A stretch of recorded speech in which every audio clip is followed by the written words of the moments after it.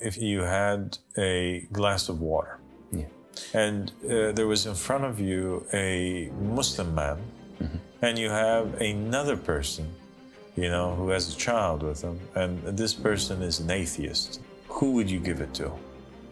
The Imam, he said that you give it to the child, you give it to the child, you give it to the child. He reiterated that, and then he said his words, humanity first.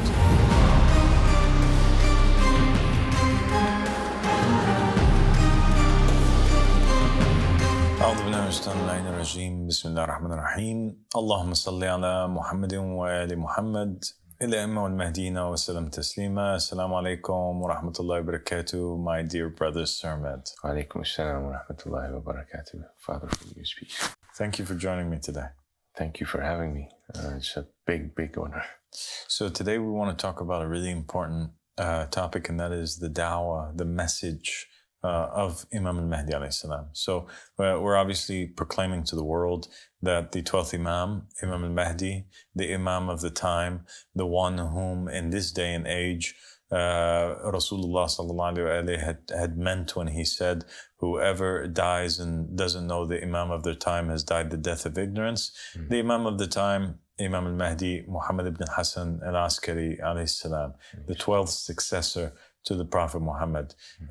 We proclaim that he is here, and we're giving glad tidings and have been for many years, and that he has a message, and people ask about that message. And I think that, you coming from a background where your parents are Iraqi, and you have interestingly enough, a parent that comes from a Sunni background, yes, and one that comes also from a Shia background. Yes. So you're really familiar with this idea of Imam al-Mahdi alayhi salam in both Sunni traditions and Shia traditions, right? And I think that the first thing that pops up in the minds of people when they're talking about Imam al-Mahdi is this man that's going to appear on a horse, and he has a sword, and he's killing people, bidabbah fi nas, and all of this, yeah? Yeah, for sure. He's apparently to come at a time when the world is in total turmoil and chaos, and he just cleans it through, obviously, via the sword. So the world comes out cleansed, and there's no real understanding of how that happens other than, like you said, this idea or image of him on a horse with a sword and so on. Yeah, it's a bit over-dramatized, I guess. Yeah, it is over-dramatized, and it is, I think, to a very big degree, incorrect. Yeah. When you actually look at the narrations of Muhammad and the family of Muhammad, you'll find that some narrations state that the state is pushed towards the 12th Imam, like a bride is pushed towards her groom, and that he rises to the seat of power, or the throne of the state, without shedding a single drop of blood. Yeah. Okay? You do have also narrations that speak about nations that make revolutions in order to join the state of Imam al-Mahdi alayhi salam. You also have narrations where entire nations or state, they fall to the army of the Imam, and they pledge allegiance to him, join into his state. His state expands. These neighboring countries will become a part of that, but due to miraculous reasons, right? Not due to the fact that he is spreading the religion in an ISIS-styled way, or by force, much like the Muslim religion began to spread during the time of Abu Bakr, and especially Umar ibn Khattab. You have narrations that mention that there'll be other countries that will see the companions, an army, a battalion of the Imam, all of them are actually walking on water. And then they say to themselves, well, if this is how his companions are, then what is he like? And then the city opens up and falls to the hands of the army of the Imam, much like the city of Jericho fell, at the blowing of the horns by the Israelites, in the time of Joshua son of Nun.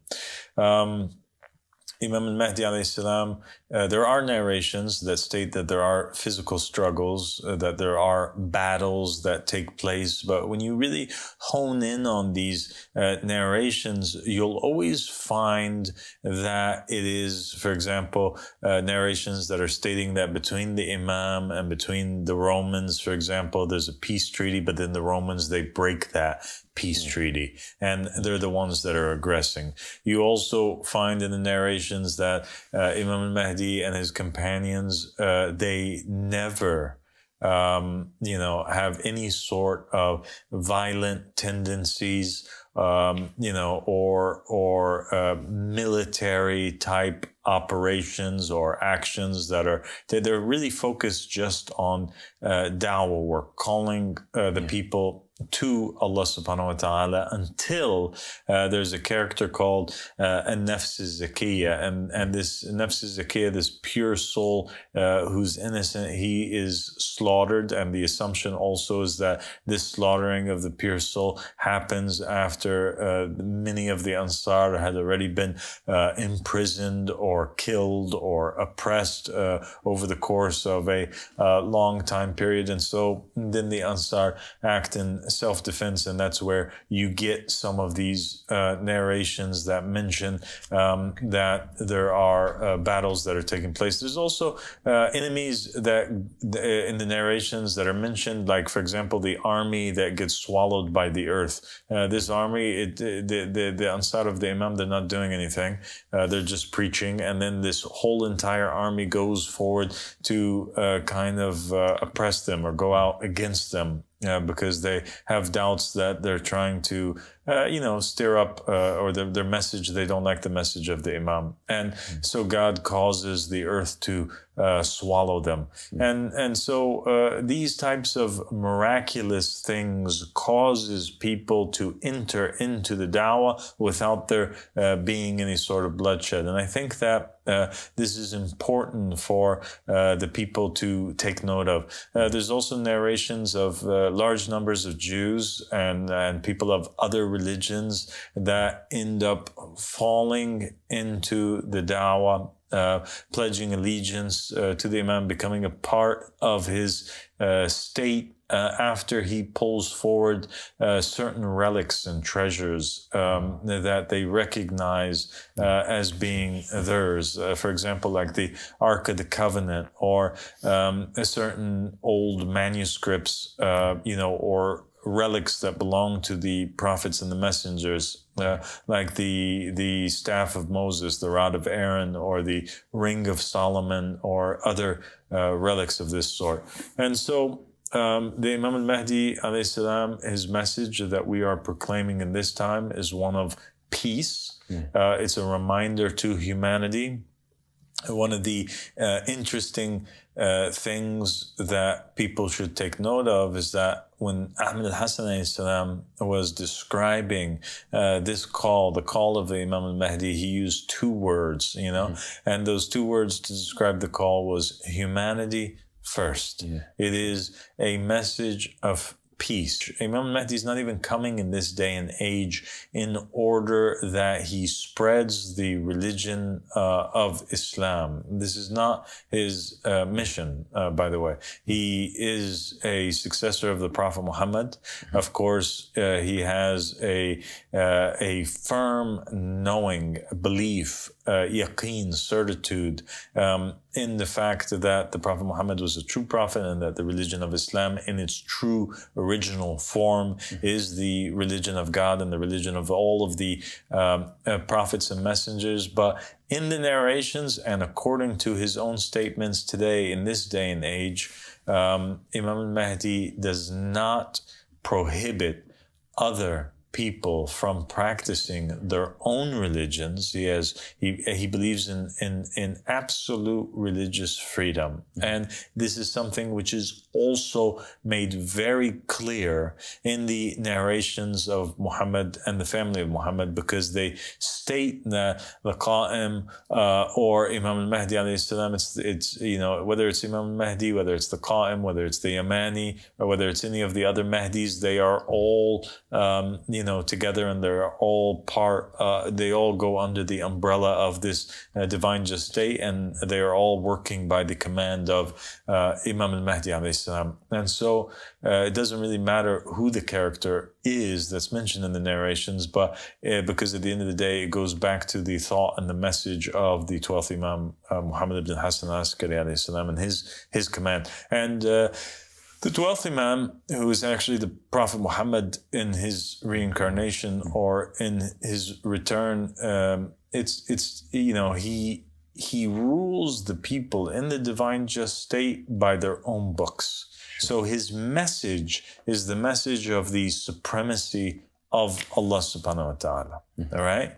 And we're going to get into that because that's really important, Sermad. Yes, of course. But the method by which he rules and implements the rulership of God and the supremacy of Allah subhanahu wa ta'ala, the supremacy of God, is not by the Islamic Sharia, but rather by ruling over each people according to their own beliefs or according to their own books. And that's why you have the narrations mentioning that the Qaim rules over and judges the Jews by what they have, which is the Torah, and he rules the Christians by the Bible or the Gospels, and he rules the Muslims by the Quran, and he rules every group of people according to their own book and that which they profess in and that which they confess. So Imam al-Mahdi alayhi salam, he doesn't need to spread the religion or the truth by the sword, because the truth should shine bright enough and have enough evidence, to stand on its own feet. Yes, so any message that has to be propagated by the sword, or by violent means, or oppressive means, is definitely not the truth. Okay.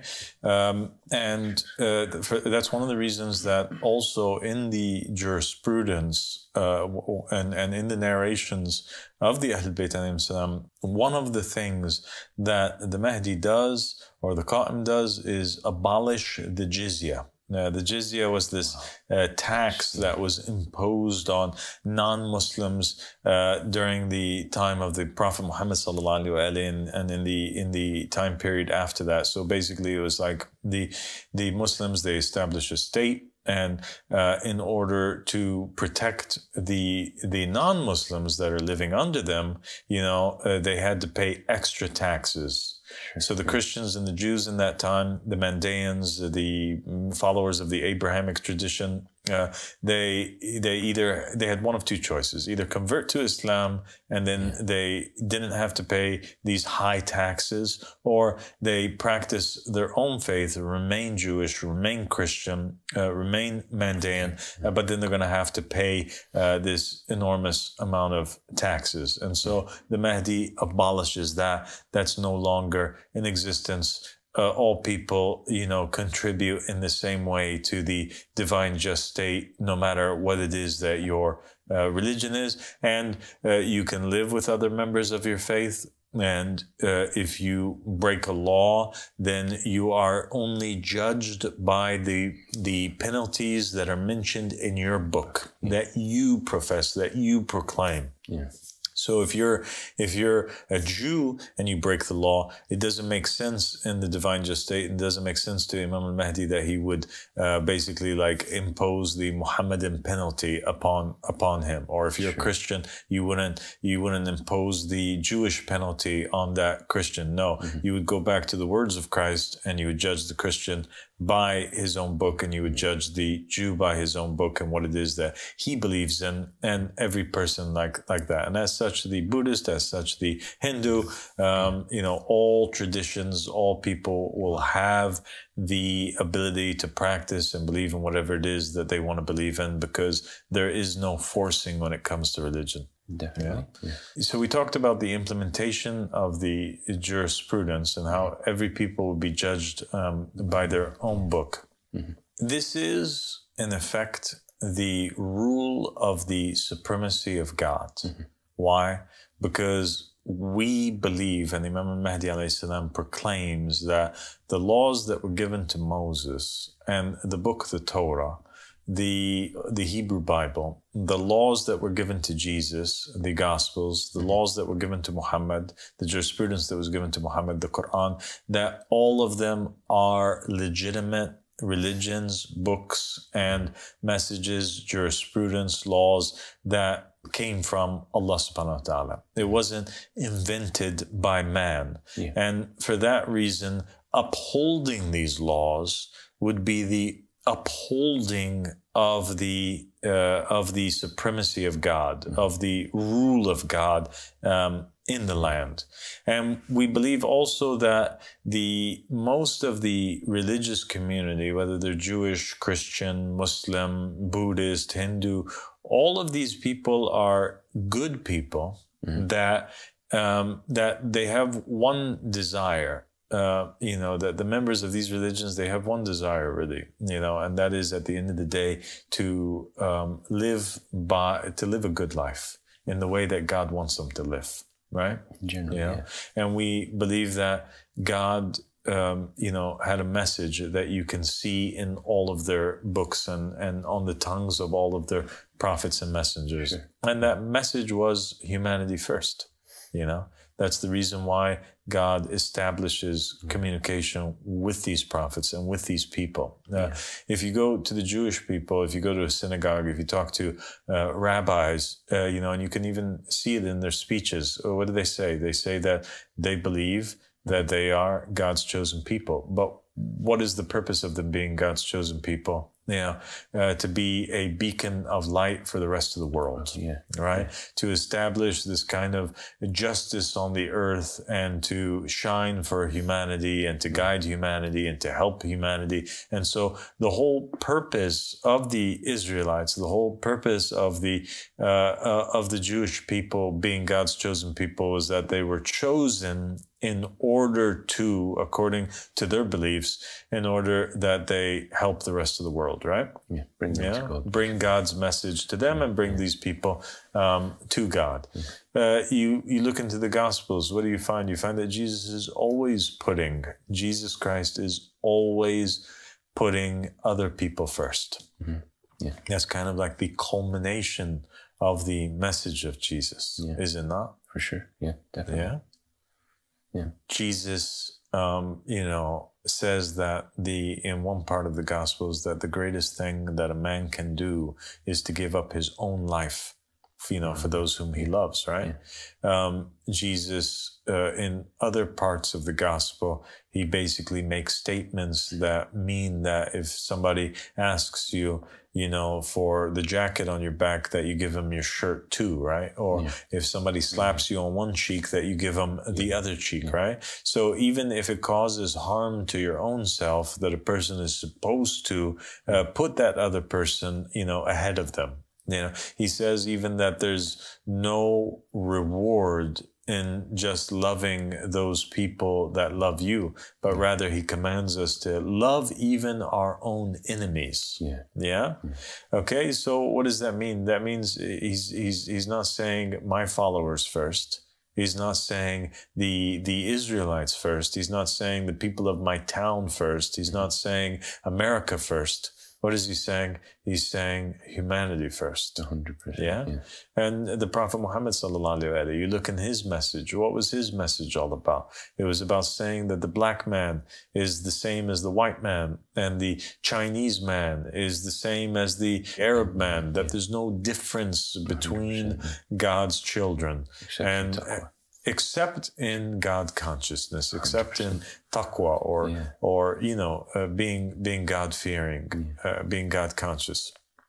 And wanting for your brother what you want for yourself. Exactly. Wanting for your brother what you want for yourself. And Ahmed Hassan, one day he posed this question to his followers. He said, if you were standing and you had a glass of water, and you had only one glass of water, okay, and there was in front of you a Muslim man, okay, who wears the galabeya.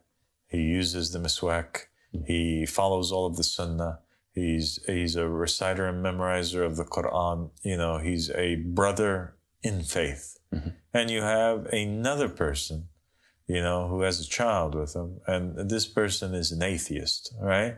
And he's asking for a glass of water. Who would you give it to? Some people of the Ansar, they said we'd give it to the Muslim. And others, they said we would give it to the child because he's a child, and the child is, he's still not an adult. He hasn't disbelieved in God. And they started giving these responses that kind of indicated that the correct answer would be to prefer the person who believes in God over the person who disbelieves in God. And the Imam, he said that, you give it to the child, you give it to the child, you give it to the child. He reiterated that. And then he said his words, which is humanity first. You be a human being. You were a human being before you became a member of a particular faith.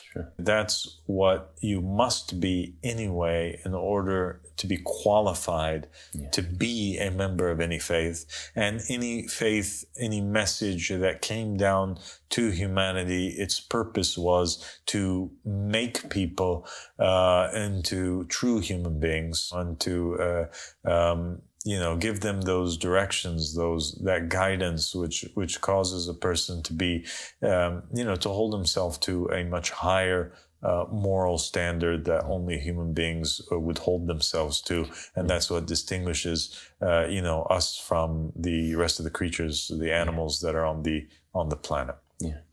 It's totally rational and lacking in the world today, really. So it makes total sense. People have this attitude of taking no matter what, and not giving, and it's barbaric, really.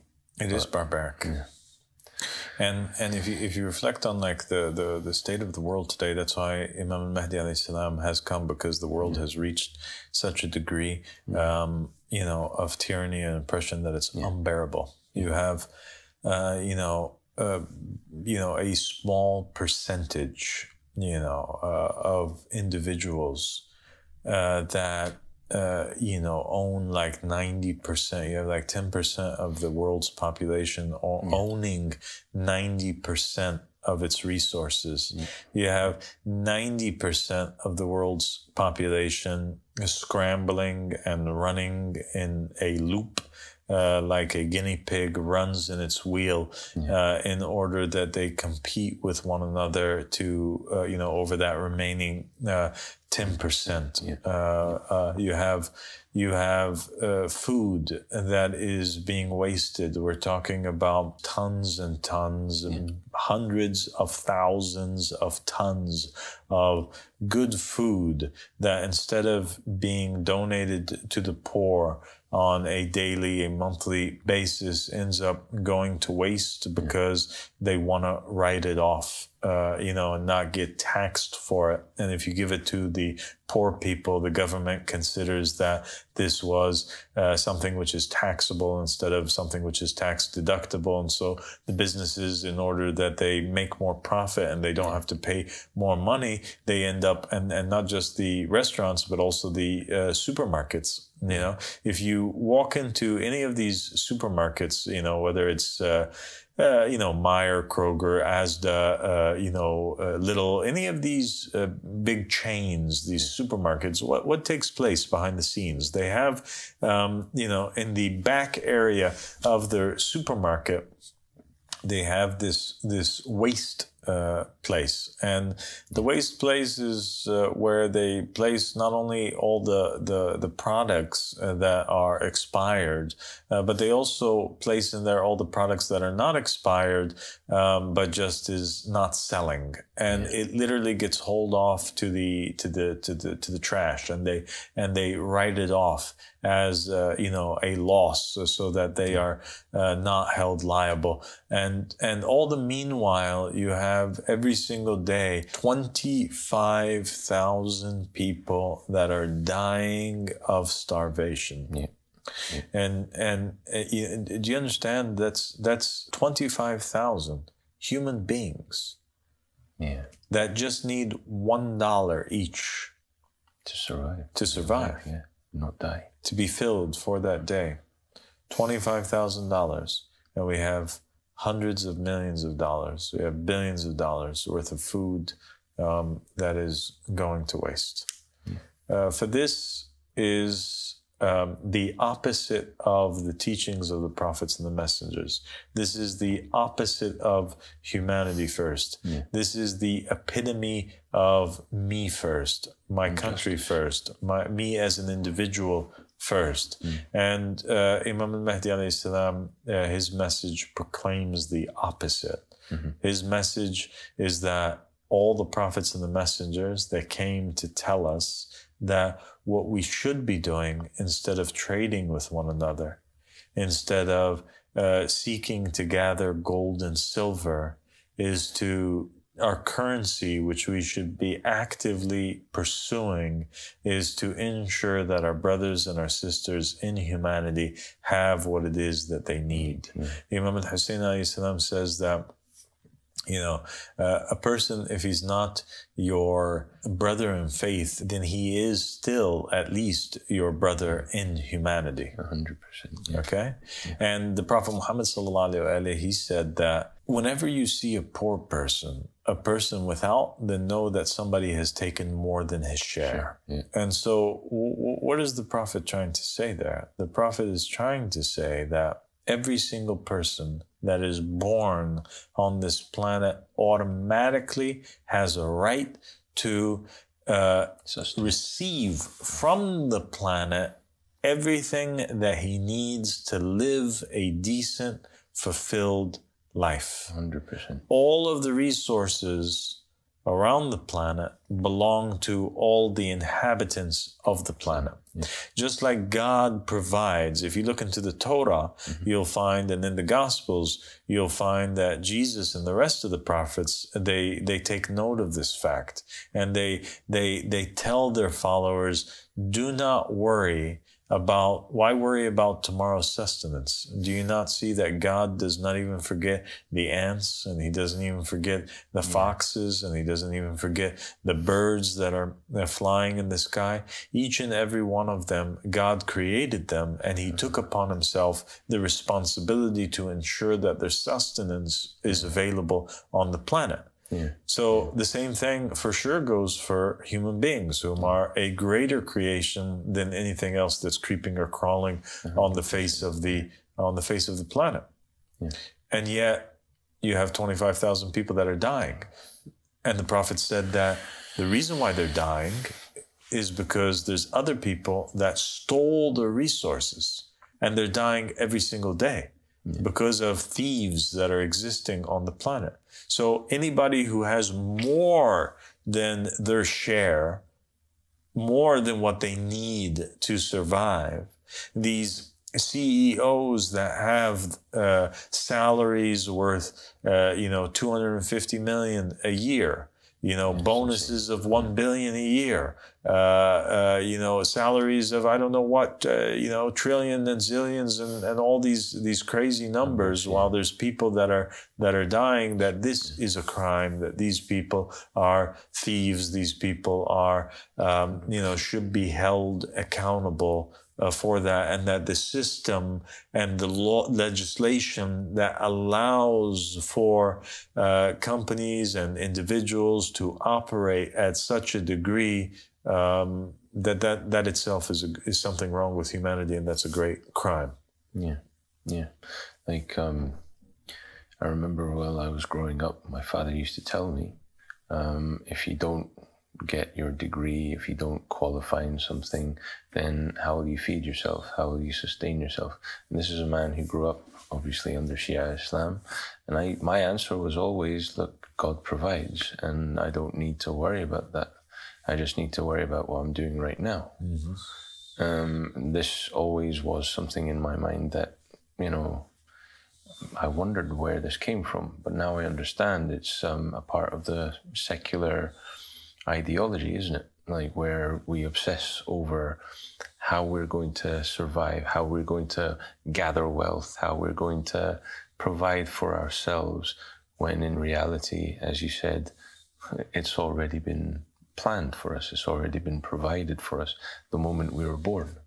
And it's tragic because it's that ideology which drives people to become those CEOs, those sort of wealth gatherers that literally live for one thing, and that is to hoard. And that's what they're doing. They're taking from the people, like you said, who need it. Now, when we look into religion, Sermad, and we look at the origin of these systems that are existing today, we'll find that the Jewish narrations and the Muslim narrations and the Christian narrations are extremely clear on how it is that it all started.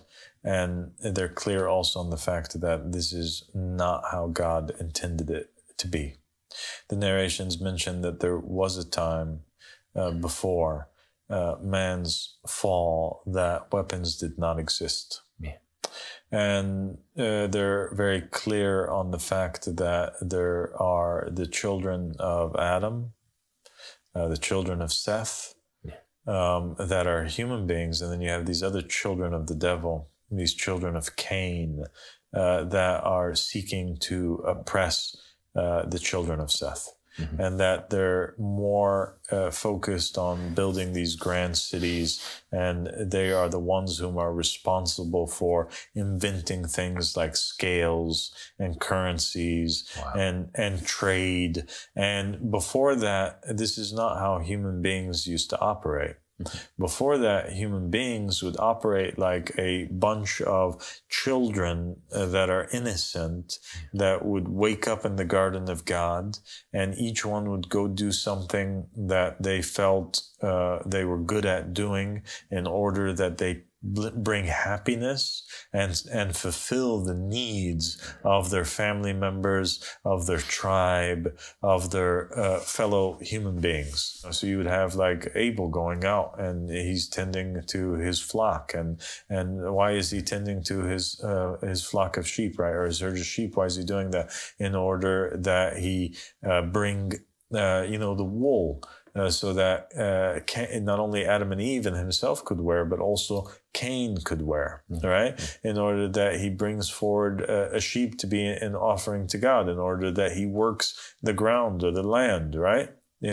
As to where you find in the narrations that it is the children of Cain that are inventing and the first ones to bring into this world things such as weapons. It is Cain who was the first one to use an object on the planet to kill another human being. It is the children of Cain that build these cities, like the city of Enoch, and invent all these types of entertainment to distract people. And it became common amongst them to trade and cheat and be focused on gathering money. And we find that it is the children of Cain that were in power in the time of Adam, and they fill up the earth and they oppress the children of Adam, so much so that in the end Noah has no choice but to ask God that the flood comes down. And God is forced to wipe out the earth. And we find that there is a repeat of that which is taking place in this day and age. You have now the children of Cain have controlled almost every part of the earth. They're going against every single law and commandment that God has brought down.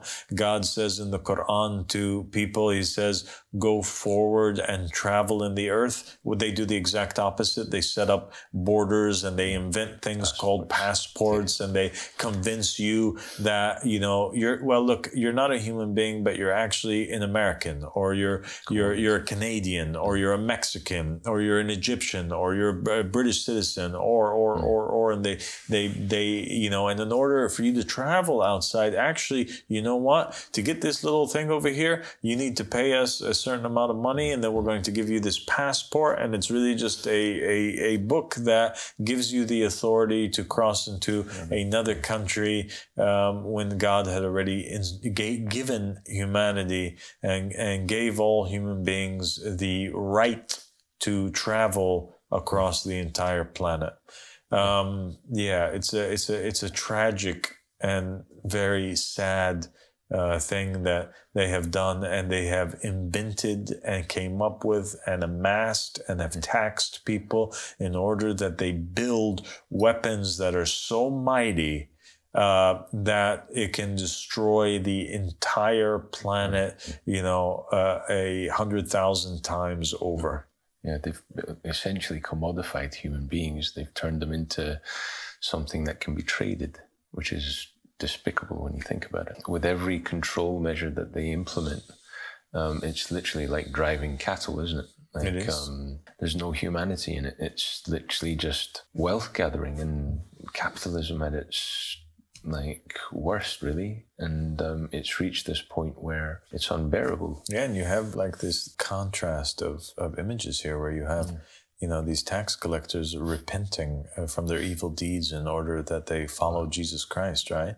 And you find the prophets and messengers condemning the tax collector, and the Prophet Muhammad, even in the narrations of him and his family, stating very clearly that there are certain individuals that God will never forgive on the day of judgment. You know, if they don't repent and stop doing what they're doing and they die, God will never accept their repentance. And from those individuals, he mentioned the police officer, and the judge, and the tax collector. Wow. And those three roles are three fundamental roles in upholding the state of the tyrant, or the or the oppressor today.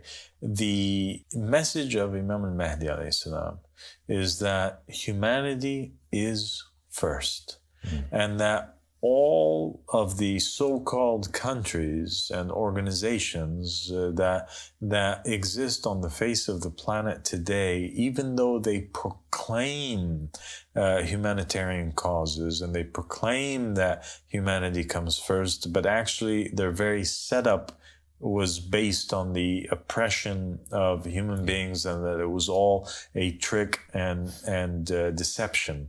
And everything that these organizations and these countries and these man-made laws were set up to do was to contradict actually the laws and the teachings of the prophets and the messengers. So the prophets and the messengers, they say one thing, and the nations are proclaiming that they're followers of these prophets and messengers, that it's a Jewish nation, or it's a Christian nation, or it's a Muslim nation. But in reality, they are the anti-Islam, anti-Christianity, anti-Judaism. And it starts, its very foundation is the appointment of a leader, right? A ruler, a prime minister, a president, a king, right? A government that was not appointed by Allah subhanahu wa ta'ala, that was not appointed by God. And it's odd that the Jews and the Christians and the Muslims, like, they can't see that.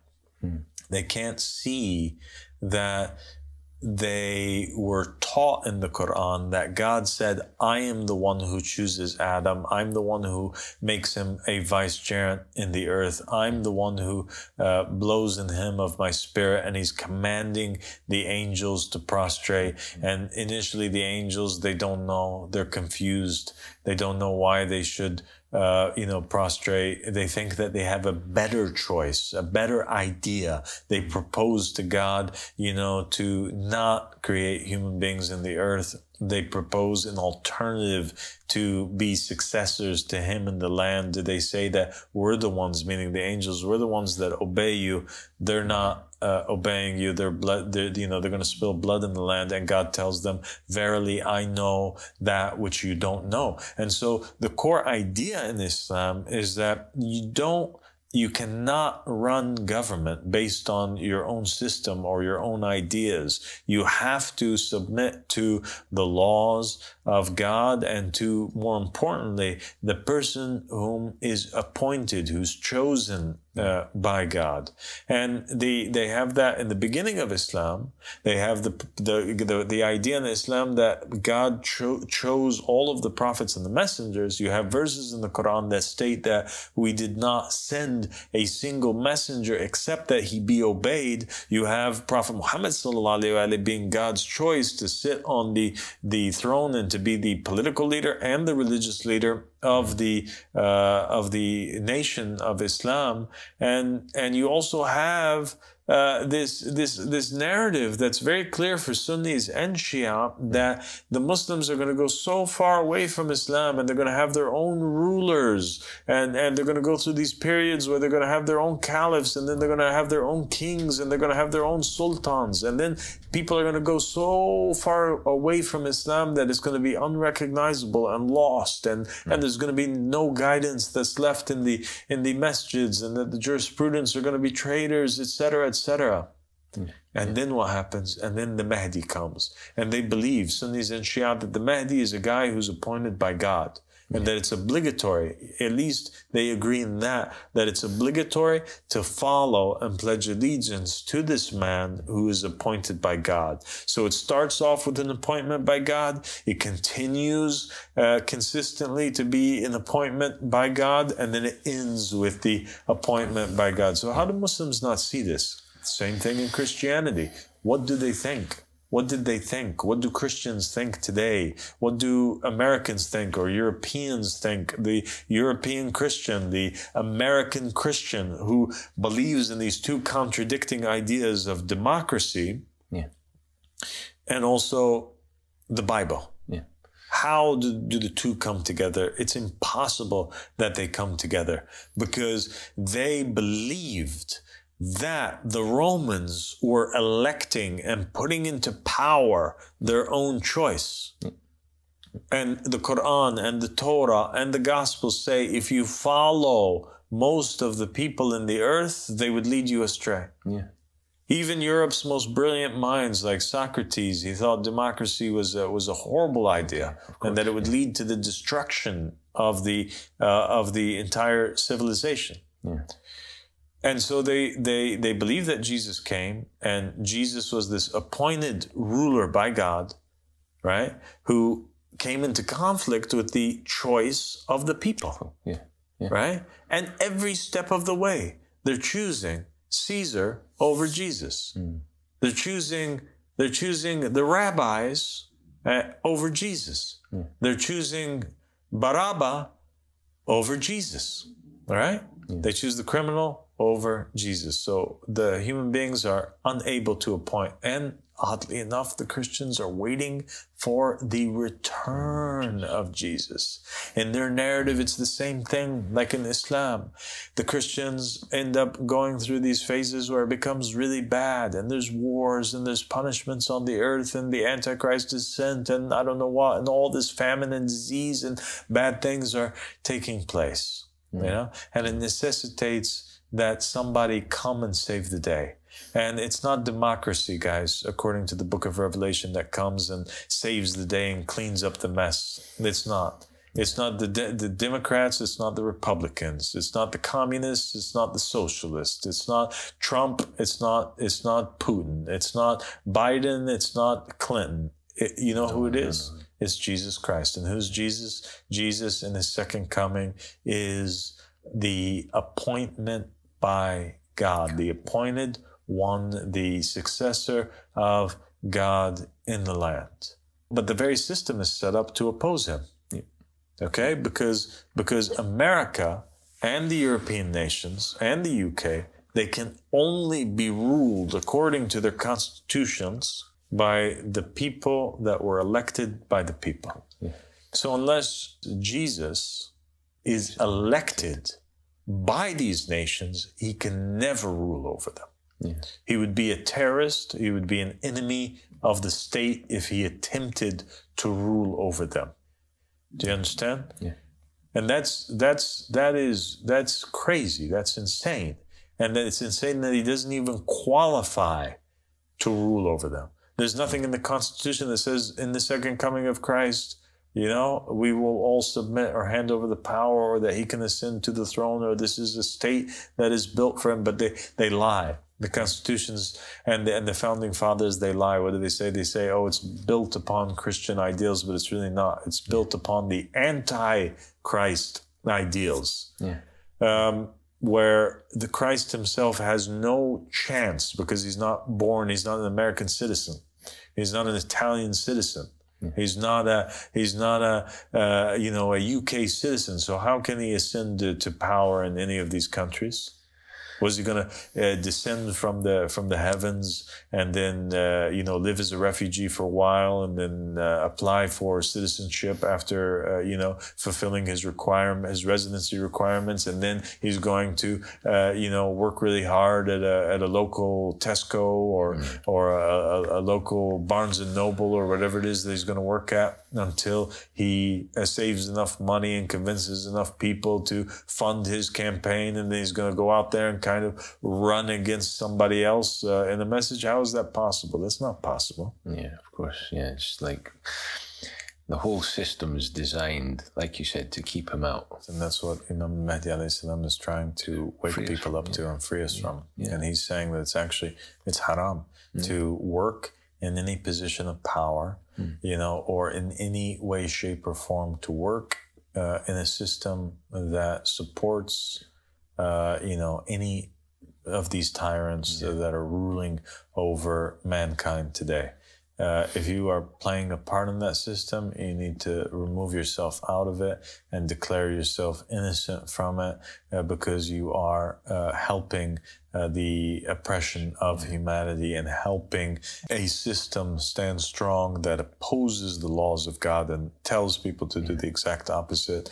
God says in the Quran, he says, we've made you into nations and tribes in order that you may know one another, right? Yeah. Know one another. According to the narrations of Muhammad and the family, Muhammad means to multiply with one another. Wow. Right? So imagine that God is commanding us to be fruitful and multiply, for the different nations, that they come together and they become one family. Yeah. And you got these people over here putting up borders, and they're saying that we need to worry about our own kind and our own selves, and to not integrate with other nations, and preventing people from traveling on God's green earth. Isn't that crazy? That's disgusting. Yeah. Like, you have the prophets and the messengers stating that people should only take what they need from God's green earth. Anything more than what you need doesn't belong to you. It belongs to other people. And you have the laws preventing, the tax laws, as we previously discussed, and everything else preventing, making it impossible that companies and individuals even donate to the poor without facing consequences, of unnecessary taxation and all this stuff. So the laws itself are always set up to break the laws of God. God's telling us in these books, he's the one who appoints the leader, right? And he gets offended, like in the story of Samuel and the appointment of Saul, when the Israelites want that God appoint for them a king, just like the rest of the nations. He doesn't like that. He doesn't want a government like the rest of the nations. And you have over here, people are working night and day, in order to, and they're dying for protecting a system that's going against that, that's prohibiting the appointed one by God from ruling, and, going with the, basically propagating the idea that the people should choose for themselves, who it is that they want to rule over them. And the choice of the people always ends up being extremely bad. Just like God warned the Israelites, he said, if you guys choose for, if you guys do this, the king's going to come. He's going to tax you guys. He's going to use your daughters. He's going to use your sons. He's going to make them go out into wars. He's going to cause chaos, cause havoc. And we are doing the exact same thing that God warned us not to do. Instead of just coming together, instead of having the people that are passionate, and good at hunting, for example, that they go and they move forward in the land, and they hunt animals, and they bring forward the meat, and they give the meat to the hungry, and that you have other people that are passionate about making clothing, and they can sit there and they can make clothing all day, and they give the clothing for free to the hunters, and the hunters gives them meat for free, and both of them clothe and feed the sick and the poor. All right. Yeah. You have a system that's built upon money and chasing money and gathering money, and idol worship and the rejection of the Caliph of God. We'll leave it there, and we will, inshallah, come back together on a future episode.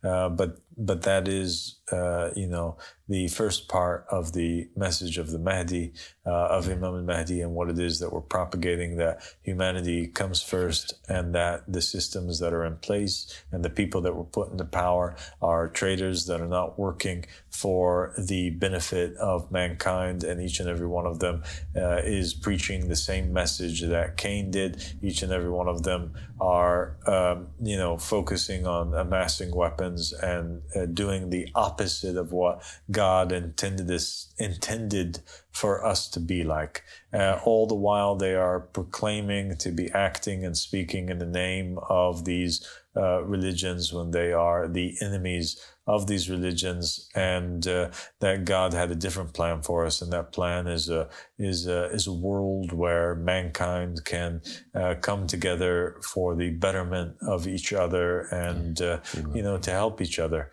Regardless of their race, regardless of their religion, regardless of their nationality, and that all borders should be broken down, all differences should be put aside, all people should be free to practice or believe whatever it is that they believe in, and that all of these people, anybody who's born on the planet, should have the fundamental right to live until their death on the planet, having received anything that they need to survive and to live a decent life as a son of Adam.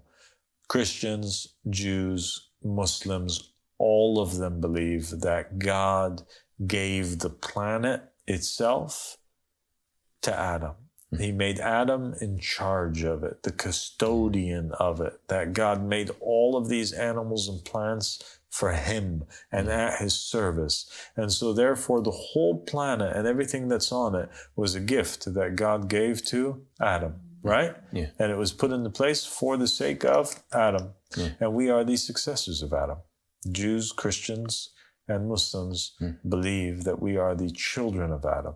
And so every human being that's born on the planet, right, deserves his fair share or her fair share of the inheritance of their father, and to be sustained by the goodness that the earth has to offer. And anybody who seeks to kill another human being, or to propagate wars, is nothing more than a son of the devil and a son of Cain, who is seeking to do the exact same thing that their forefather did. And Jesus pointed this out very beautifully in the Gospels, where he's asking the Pharisees, why do you guys want to kill me? You don't listen to me, and you want to kill me because you want to do the same like your father before you, Satan, Cain, and yeah. So we have the enemies of God in power, and if humanity just came together, they would be able to collapse the system by abstaining from participation in it, and then if we just turn to God's choice, his appointment, if we just accepted at least to come together on the basis of, abiding by the principle of humanity first and helping one another, the world would be a better place. Yeah, if the world was focused on loving humanity rather than loving wealth, a lot of problems would be solved like that. Like that. Yeah. Well, God bless you, Sermad, and thank you for joining me. Thank you for having me, and thank you for allowing me to be a part of this. Inshallah, many more episodes to come. Inshallah.